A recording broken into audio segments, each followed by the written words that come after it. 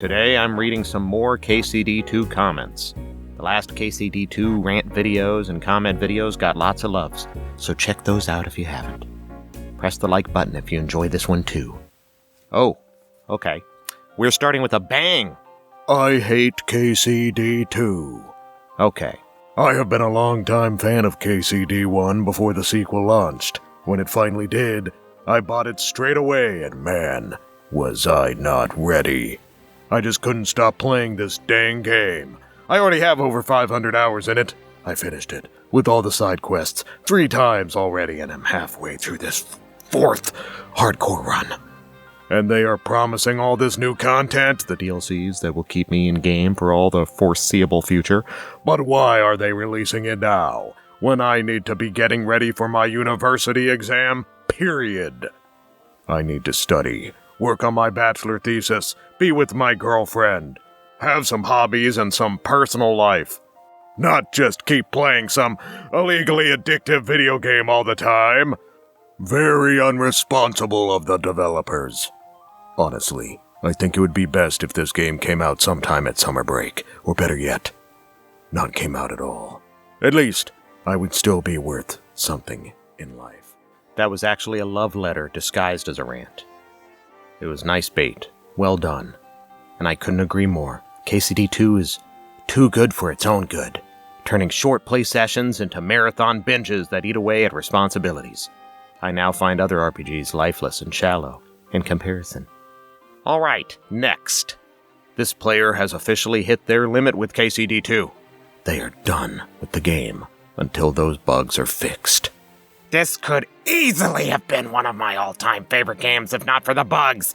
I've had at least one game-breaking bug per main quest, and countless ones during side quests.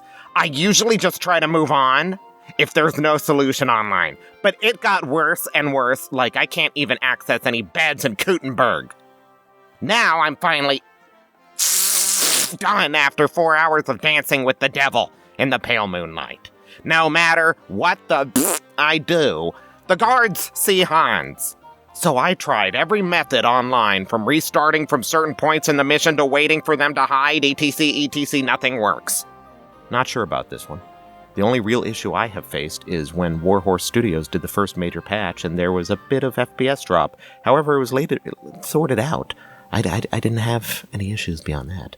Some of the community suggested the issue might be isolated. Several players, including Xbox users, reported smooth runs through both main and side quests, some claiming not a single game-breaking bug encountered. A few pointed towards possible memory leaks or corrupted save files, and encouraged the classic save, quit, reload fix. Moving on, this next one is controversial. $30 for the expansion pass? After the DLC announcement, I checked the price and I expected $20 max, but not half the price of the game. Oh boy, he hasn't seen the Switch prices yet, has he?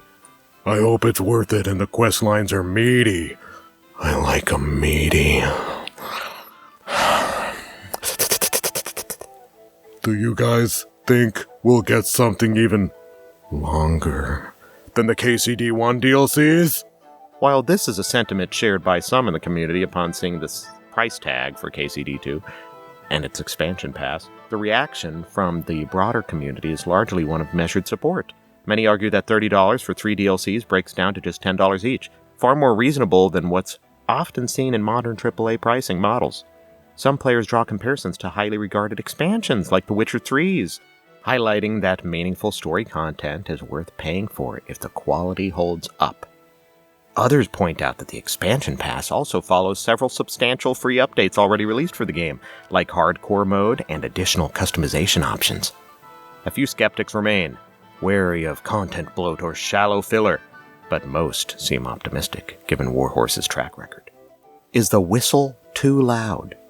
While it's a minor mechanic on paper, its audio execution seems to have struck a nerve, particularly with those playing on PS5.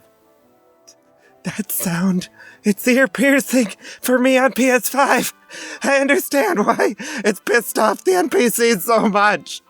Personally, I'm not sure why we need to complain about every little detail, but I have seen several players talk about the whistle volume feeling disproportionately high, especially with headphones or more immersive audio setups.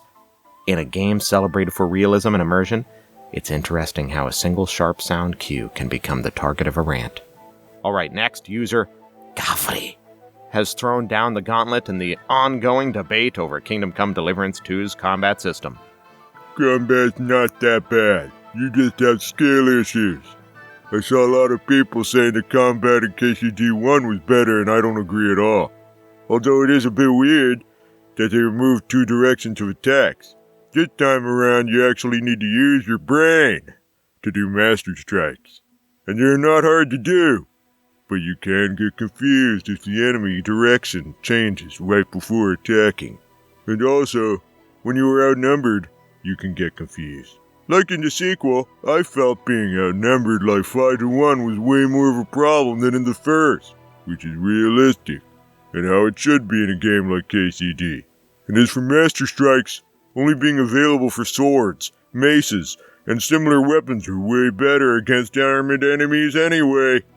So I think it was a good choice to balance out the game, and landing hits isn't that hard anyway, thanks to feints. Too long didn't read. The combat of this game is not bad. You are... Yeah!